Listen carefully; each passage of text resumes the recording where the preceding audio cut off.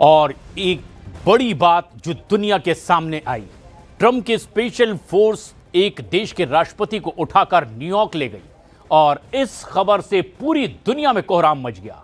रूस से लेकर चीन तक वेनेजुएला के हर मित्र देश ने डोनाल्ड ट्रंप को बहुत बड़ी वार्निंग दे दी है। सबसे बड़ी वार्निंग उत्तर कोरिया से आई है।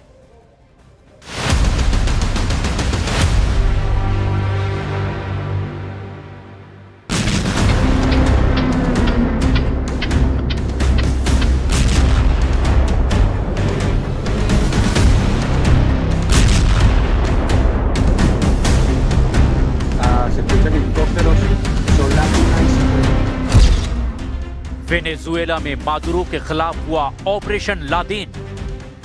वेनेजुएला में हुए एक के बाद एक 7 जगहों पर बड़े धमाके।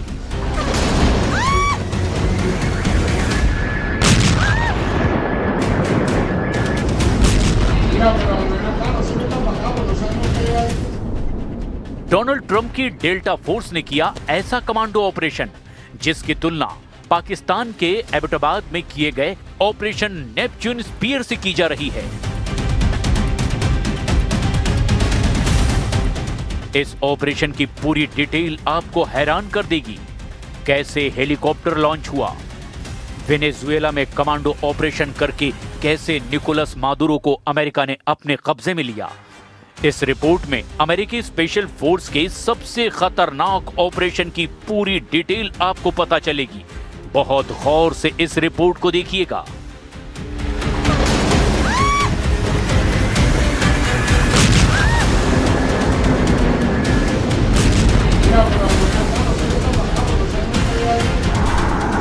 वेनेजुएला में हुए इन धमाकों की गूंज मॉस्को, तेहरान और बीजिंग तक सुनाई दी। वेनेजुएला के राष्ट्रपति को अमेरिका ने अपने कब्जे में ले लिया। एक संप्रभु देश का राष्ट्रपति अब अमेरिका के कब्जे में है। वो देश जिसके पास दुनिया का सबसे बड़ा तेल भंडार है। निकोलस मादुरो को अमेरिका ने अपने कब्जे में कैसे लिया, इसने पूरी दुनिया को चौंका दिया है। ट्रंप ने सोशल मीडिया पर बताया कि वेनेजुएला के राष्ट्रपति को कब्जे में लिया जा चुका है। ट्रंप के लिए सिरदर्द बन चुके निकोलस मादुरो को अमेरिका ने बता दिया कि सुपर पावर से टकराने का अंजाम क्या होता है। ट्रंप के ऑर्डर पर कैसे बगदादी को मारने वाली फोर्स वेनेजुएला में घुसकर वहां के राष्ट्रपति को उठा ले आई। कैसे लादेन स्टाइल में चलाया गया ऑपरेशन मादुरो। इस रिपोर्ट को जरा गौर से देखिए। डोनाल्ड ट्रंप ने अमेरिकी स्पेशल फोर्स में से उस खतरनाक कमांडो टीम को चुना जिसने कई खतरनाक खुफिया ऑपरेशन अंजाम दिए हैं। ट्रंप के ऑर्डर पर डेल्टा फोर्स के कमांडो को टास्क दिया गया, दुश्मन के इलाके में घुसना है और वहां के राष्ट्रपति को उठा लाना है।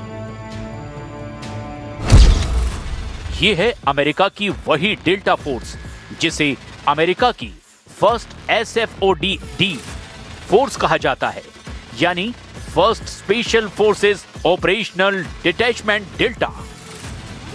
इस फोर्स में 2000 कमांडो हैं।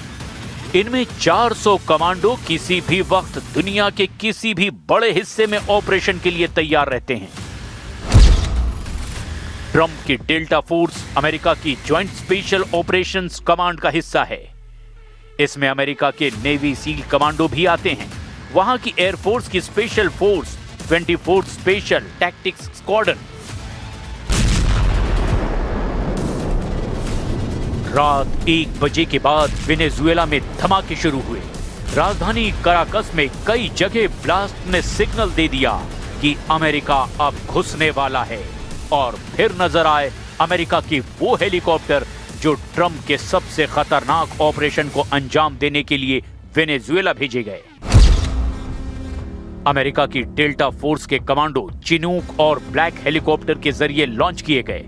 टारगेट था वेनेजुएला की राजधानी काराकस और मिशन था वहां के राष्ट्रपति निकोलस मादुरो को अपने कब्जे में लेना।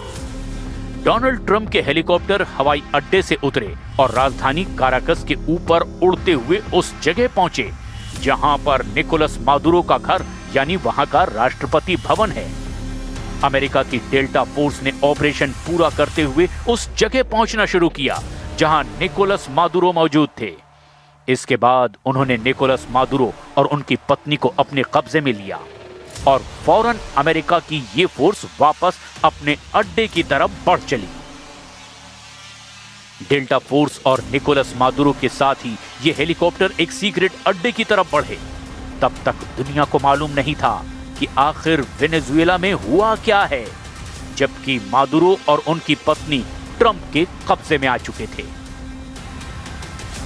वेनेजुएला के रक्षा मंत्री ने कहा, उनका देश अमेरिका के आगे घुटने नहीं टेकेगा। Hasta el momento, la barbarie de las fuerzas invasoras que han profanado nuestro suelo sagrado en las localidades de Fuerte Tiuna, Caracas, los estados Miranda, Aragua y La Guaira, llegando a impactar con sus misiles y cohetes disparados desde sus helicópteros de combate en urbanismos de población civil, para lo cual estamos ya levantando la información referente a heridos y muertos. America ने तमाम सुरक्षा घेरों के बावजूद Venezuela का वो राष्ट्रपति उठा लिया जो पिछले 2 महीने से अमेरिका की मिलिट्री को चैलेंज कर रहा था। वेनेजुएला में युद्ध को लेकर आशंका जताई जाती रही कि अब यहीं से वर्ल्ड वॉर की शुरुआत होगी। क्या वाकई ऐसा होगा? क्या ट्रंप ने मादुरो को कब्जे में लेकर बता दिया है कि उनके बैकयार्ड में एक बड़ा युद्ध शुरू हो चुका है? ट्रंप का टारगेट रहा है वेनेजुएला का तेल भंडार। 303 अरब बैरल तेल के साथ वेनेजुएला दुनिया का तेल का सबसे बड़ा गोदाम कहा जाता है। वेनेजुएला के पास इतना तेल है कि 3000 दिनों तक यहीं से पूरी दुनिया की जरूरत पूरी की जा सकती है। यानी तेल सिर्फ वेनेजुएला से सप्लाई होगा और दुनिया के बाकी तेल उत्पादक देशों की जरूरत भी नहीं पड़ेगी। वेनेजुएला के पास 303 अरब बैरल तेल है। दूसरे नंबर पर सऊदी अरब है जिसके पास 267 अरब बैरल तेल है। तीसरे नंबर पर ईरान है जिसके पास 209 अरब बैरल तेल है। ये ओपेक के आंकड़े हैं जो पेट्रोलियम उत्पादक देशों का संगठन है। वेनेजुएला की ये ऐसी खासियत है जो ट्रंप के लिए चुंबक साबित हुई है। ट्रंप ने बता दिया कि जिसकी लाठी उसकी भैंस। वेनेजुएला के राष्ट्रपति को अपने कब्जे में लेकर उनका अगला मकसद वहां के तेल भंडार होंगे। यही आशंका ट्रंप के दुश्मन जताते रहे हैं। वेनेजुएला में सड़कों पर बख्तरबंद गाड़ियां उतर चुकी हैं। वहां के गृह मंत्री भी बता रहे हैं कि सब कुछ कंट्रोल में है, जबकि उनके राष्ट्रपति अब ट्रंप के कब्जे में हैं। Las instalaciones eléctricas contra la revolución bolivariana y contra aquellos que inclusive no tienen nada que ver con la revolución bolivariana. Es un ataque contra Venezuela, contra la República Bolivariana de Venezuela. क्या America के जंगी जहाज अब पूरी तरह से Venezuela को रौंदने के लिए ऑपरेशन करेंगे? अमेरिका का सबसे बड़ा एयरक्राफ्ट कैरियर जेराल्ड फोर्ड इलाके में तैनात है। अमेरिका ने स्टेल्थ फाइटर जेट F-35 के साथ परमाणु पनडुब्बी भी तैनात कर दी है। यानी 5000 से ज्यादा नौसैनिक और 75 से ज्यादा फाइटर जेट किसी भी वक्त हमले को तैयार हैं।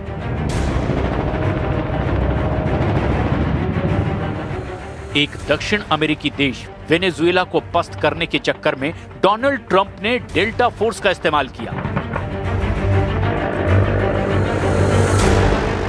उसके कमांडो हेलीकॉप्टर से लॉन्च किए गए और वो वहां के राष्ट्रपति को उठा लाए। वेनेजुएला वो देश है जो चीन का भी दोस्त रहा है, रूस का भी दोस्त रहा है और ईरान का भी साथ देता रहा है। ऐसे में सवाल यह है कि क्या वेनेजुएला में गृह युद्ध की शुरुआत हो सकती है? वेनेजुएला की सड़कों पर बख्तरबंद गाड़ियां देखी जा रही है, यानी जमीन पर अब भी निकोलस मादुरो की फौज ने अपना कब्जा बनाए रखने का सिग्नल दे दिया है। क्या वेनेजुएला की फौज ट्रंप के सामने हथियार डालेगी या ट्रंप के इशारों पर नाचने की बजाय आमने सामने का मुकाबला करेगी? अगर ऐसा हुआ तो वेनेजुएला बहुत बुरे हालात में पहुंच जाएगा। अमेरिका के लिए भी मुसीबत खड़ी हो सकती है, क्योंकि डोनाल्ड ट्रंप के लिए ये एक बहुत बड़ी गलती हो सकती है। इसे अभी से ट्रंप का काराकास ब्लंडर कहा जा रहा है। सवाल है, क्या डोनाल्ड ट्रंप वेनेजुएला से युद्ध करके अमेरिका को दूसरे वियतनाम में फंसाने जा रहे हैं? फास्ट बोट पर सवार ये सैनिक अमेरिका के स्पेशल फोर्स का हिस्सा हैं, जो लगातार वेनेजुएला के आसपास मंडराते रहे। दुश्मन के इलाके में घुसकर उसे खत्म करना या इलाके पर कब्जा जमाना।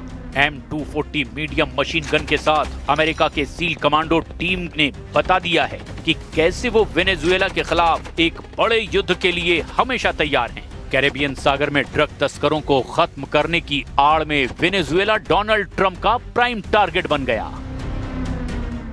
Flagrante violación de la Carta de las Naciones Unidas y del derecho internacional.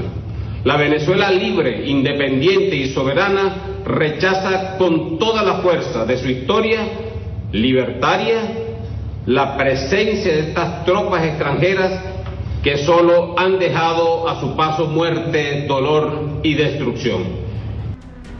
Venezuela में डोनाल्ड ट्रंप के खतरनाक इरादों के पीछे तेल का खेल बताया जा रहा है।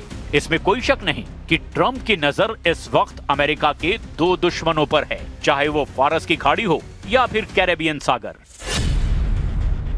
अमेरिका का एक दुश्मन तो ईरान है और दूसरा दुश्मन बन चुका है वेनेजुएला, और ये दोनों ही तेल के सबसे बड़े जखीरे माने जाते हैं। वेनेजुएला के पास 303 अरब बैरल तेल है, जबकि ईरान 209 अरब बैरल तेल का मालिक है। लेकिन दोनों के खिलाफ हमलावर होकर के डोनाल्ड ट्रंप अमेरिका के लिए कुछ बड़ा हासिल करना चाहते हैं।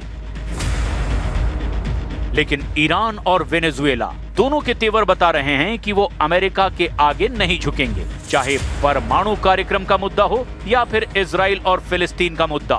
एक तरफ ईरान ट्रंप का हर प्लान नाकाम करना चाहता है, क्योंकि ऐसे सिग्नल ईरान के सर्वोच्च नेता अली खामनेई बार बार दे रहे हैं। वहीं अब वेनेजुएला के राष्ट्रपति निकोलस मादुरो को अगवा करके अमेरिकी स्पेशल फोर्स ने बहुत खतरनाक मैसेज दे दिया है।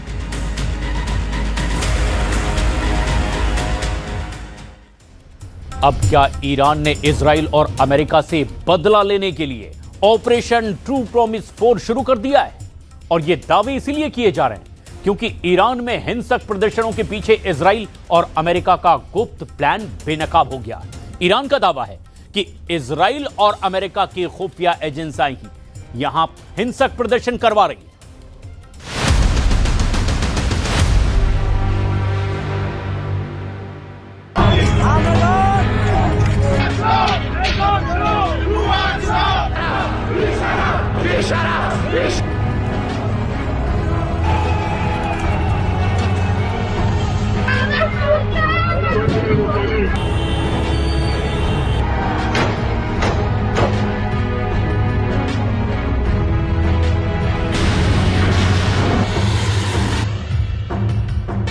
ऑपरेशन ट्रू प्रॉमिस 4 को तैयार ईरान, ट्रंप से बदला लेंगे खामनेई।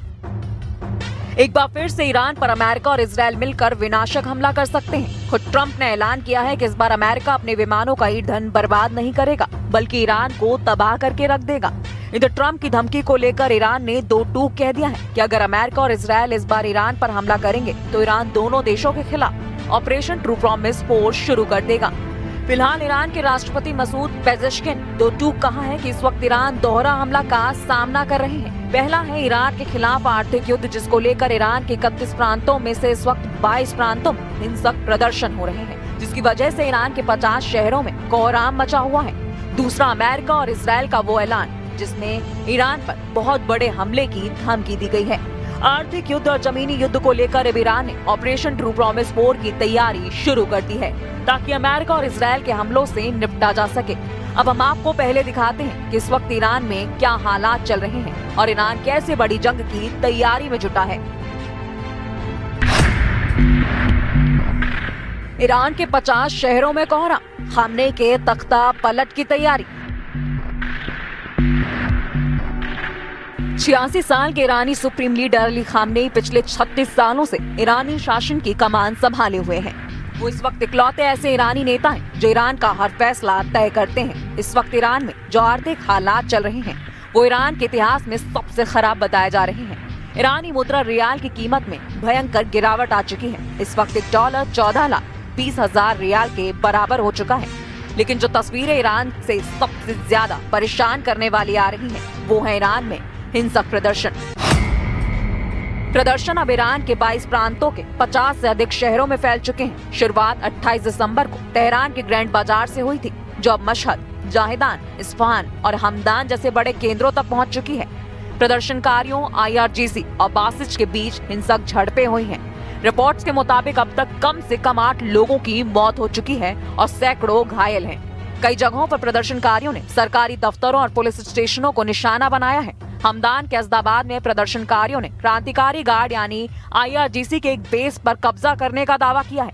सड़कों पर अब तानाशाह की मौत और मुल्लाओं को ईरान छोड़ना होगा जैसे नारे लग रहे हैं। बहुत सारे ईरानी लोग सर्वोच्च नेता अयातुल्लाह अली खामनेई के शासन को खत्म करने की मांग कर रहे हैं। इधर ट्रंप ने कहा है कि अगर ईरान में प्रोटेस्ट करने वालों को गोली मारी जाती है या हिंसा के जरिए मारा जाता है तो यूनाइटेड स्टेट्स दखल देगा। प्रेसिडेंट ट्रंप ने कहा है कि हम पूरी तरह अलर्ट हैं और एक्शन लेने के लिए तैयार हैं। ट्रंप की इस धमकी के खिलाफ ईरान के नेता अयातुल्लाह खामनेई के सलाहकार अली लारिजानी ने चेतावनी दी है कि अगर अमेरिका ईरान में चल रहे विरोध प्रदर्शनों में हस्तक्षेप करता है तो पूरे क्षेत्र को इसके परिणाम भुगतने होंगे। उनका कहना है कि ट्रंप को ये जाने लेना चाहिए कि अमेरिकी दखलंदाजी अराजकता फैलाने के समान है।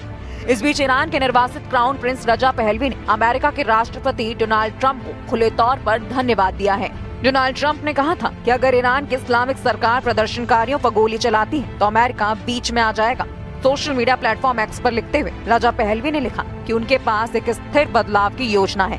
अगर इस्लामिक रिपब्लिक शासन गिर जाता है और देश के लाखों नागरिक सड़कों पर उतर आते हैं। Now I hear that Iran is trying to build up again, and if they are, we're going to have to knock them down. We'll knock them down. We'll knock the hell out of them. کاری که امروز اسرائیل و آمریکا در دنیا به اسم تمدن و دموکراسی و دفاع از آزادی دارن با ظلم و ستم در جامعه نشون میدن. تروریستای حکومتی هستند.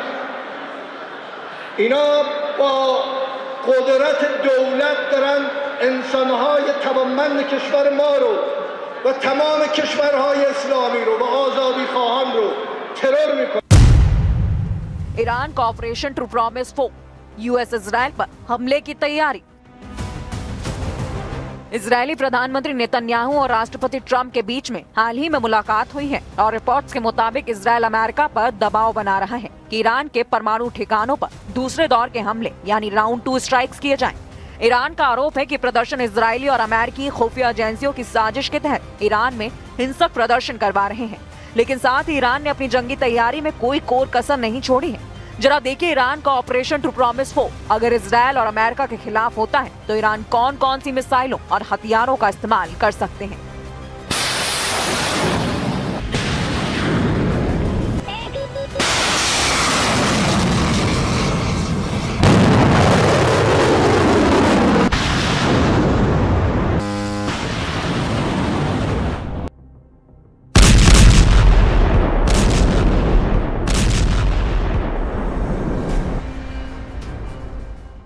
Iran के पास missile और drone का जबरदस्त भंडार अभी भी मौजूद है। Iran के पास बैलिस्टिक और हाइपरसोनिक मिसाइलों की जो रेंज मौजूद है वो इजरायल पर खास तौर से बेहद भारी पड़ सकती है। ईरान के पास मध्य पूर्व में मिसाइलों का सबसे बड़ा और सबसे अधिक वैरायटी वाली मिसाइलें हैं। ताजा अनुमानों के मुताबिक ईरान के पास 3000 से अधिक बैलिस्टिक मिसाइलें हैं। हाइपरसोनिक मिसाइल फतह 1 और फतह 2 मिसाइलें हैं। ये ईरान के सबसे आधुनिक हथियार हैं। इनकी गति ध्वनि की गति से 13 से 15 गुना अधिक यानी मैक 13 से लेकर 15 मैक तक है, जिसे इजरायल का मौजूदा कोई भी एयर डिफेंस सिस्टम आसानी से रोक नहीं पाएगा। ईरान की इस मिसाइलों की रेंज लगभग 1400 से 1500 किलोमीटर है। जरा ईरान की लंबी दूरी की मिसाइलों के बारे में जान लीजिए। ईरान सेजल मिसाइल 2000 से 2500 किलोमीटर तक मार सकती है और इजरायल के किसी भी कोने को निशाना बना सकती है। ये सॉलिड फ्यूल आधारित है, जिसका मतलब है इसे बहुत कम समय में लॉन्च किया जा सकता है। खोरमशर इसकी मारक क्षमता 2000 किलोमीटर है और ये 1500 किलोग्राम का भारी वॉर हेड ले जा सकती है। सटीक मार करने वाली मिसाइल खैबर शेकन इसकी 1450 किलोमीटर और ये अपनी फुर्ती के लिए जानी जाती है, जो दुश्मन के रडार को चकमा दे सकती है।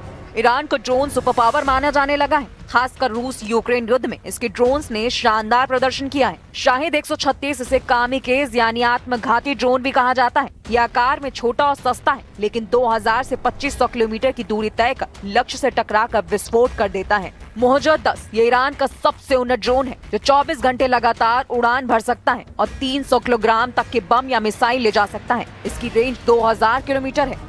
शाहिद 107 ये एक नया टोही और हमलावर ड्रोन है जिसे विशेष रूप से स्वार्म अटैक यानी दर्जनों ड्रोन का एक साथ हमले के लिए डिजाइन किया गया है। ईरान की क्रूज मिसाइलें पावे बेहद खतरनाक मानी जाती हैं, जो 1650 किलोमीटर तक मार सकती हैं और बहुत कम ऊंचाई पर उड़कर रडार से बच सकती हैं।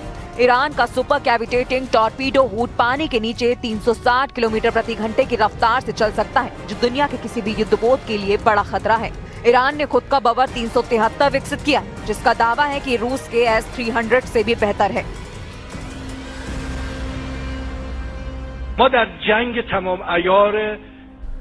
We are engaged in a full-scale war. Right now, the enemy has placed most of its hopes on knocking us down through economic pressure. You cannot conquer a nation with bombs, fighter jets, or missiles. To defeat us, they would have to come and face us on the ground. And if they were to confront this nation on the ground, if we remain determined, united, and committed to working together to make our country proud, it would be impossible for them to bring Iran to its knees.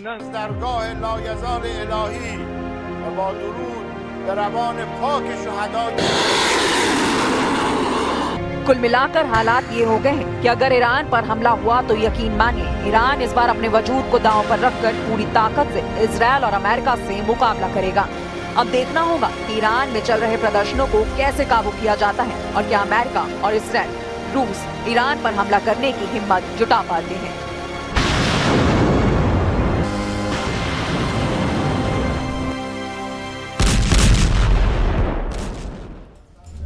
साल 2026 आते ही Putin ने ऐलान कर दिया है कि अब रूस की सेना तब तक अपने हमले नहीं रोकेगी जब तक यूक्रेन में रूस के सारे टारगेट पूरे नहीं हो जाते।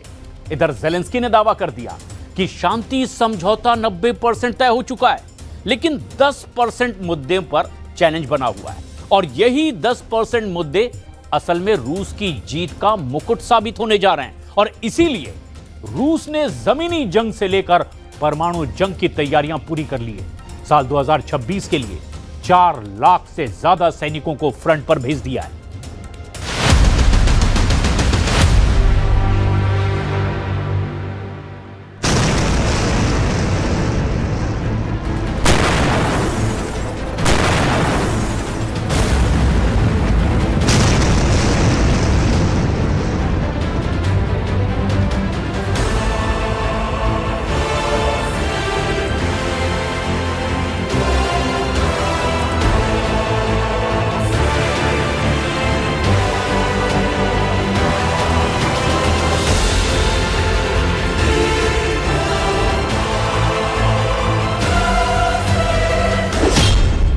परसेंट सरेंडर को तैयार यूक्रेन, 2026 में 100% युद्ध को तैयार रूस।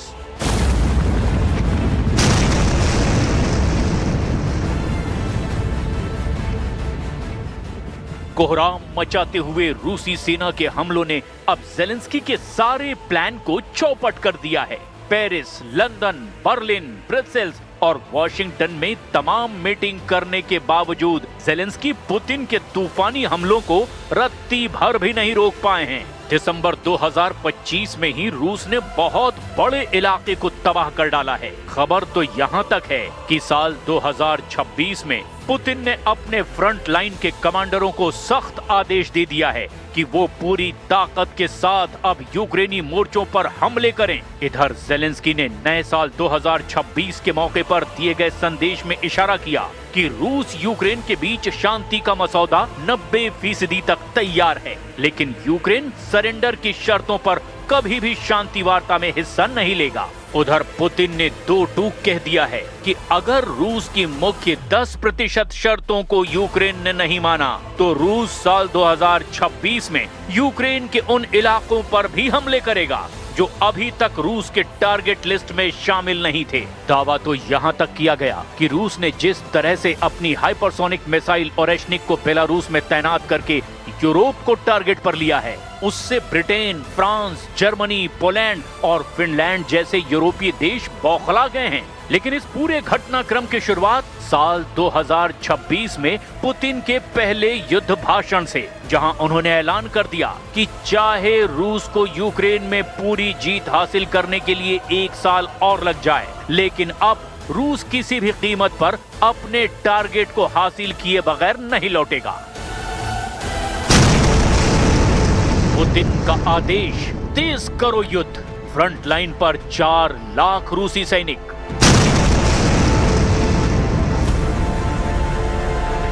अगर देखा जाए तो 4 साल की रूस यूक्रेन जंग में पूर्वी यूक्रेन पर सबसे ज्यादा हमले रूसी सेना कर रही है। खास तौर से डॉनबास प्रांत पर, जो पूर्वी यूक्रेन का एक बहुत बड़ा इलाका है। डोनेस्क और लुहांस्क दोनों इलाकों को मिलाकर जो इलाका बनता है वही डॉनबास कहलाता है। और इसी डॉनबास पर पुतिन की नजरें गड़ चुकी है, जो लगातार डोनेस्क और लुहांस्क में हमले कर रहे हैं।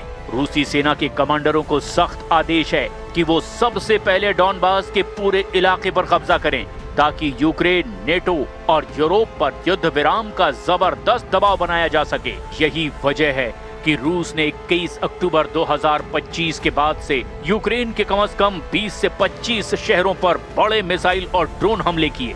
पूर्वी यूक्रेन का Pokrovsk, Kupiansk, Luhansk, Donetsk, Kherson, Kharkiv, Sumy, Chernihiv और जापोरेजिया पर इस वक्त रूस के भीषण हमले हो रहे हैं। लेकिन इन सभी जगहों में से पूर्वी यूक्रेन का डॉनबास, जो कि डोनेस्क और लुहांस्क को मिलाकर बना है, उस पर पुतिन कब्जा करना चाहते हैं। और यही वजह है कि यहाँ पर रूस महीनों से तूफानी हमले करने में जुटा हुआ है। इधर जेलेंस्की के सामने सबसे बड़ी दिक्कत ये है कि रूस को भारी नुकसान पहुंचाने का दावा करने वाली यूक्रेनी सेना अभी भी पूर्वी यूक्रेन में रूसी सेना के हाथों पूरी तरह से पिट रही है।